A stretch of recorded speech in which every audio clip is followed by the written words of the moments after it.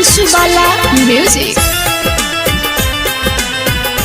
By Vinay Sharma DJ Chandan Salaha. धड़के ऊपरे नामवा से दिलवा माई रे, धड़के ऊपरे नामवा से दिलवा माई रे।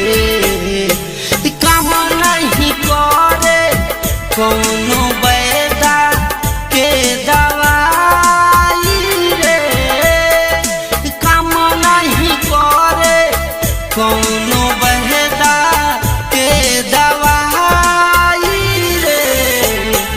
धड़के करे नामवा से दिलवा माई रे, धड़के करे।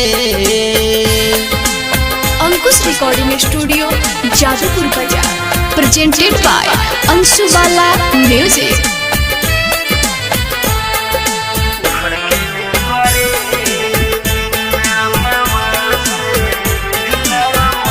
By Vinay Sharma DJ Chandan Salaha. जब जब सूती रोतिया में याद आवे, हमारा के सपनों में आई के सतावे।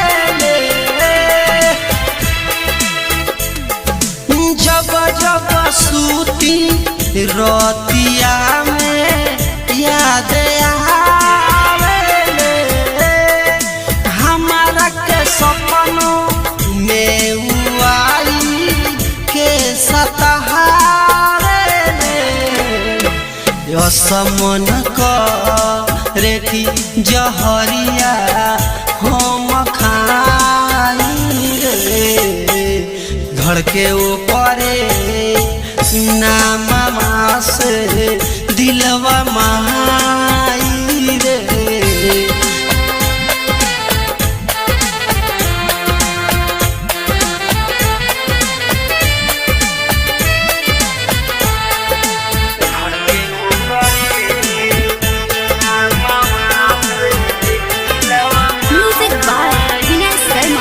डीजे चंदन सलहा।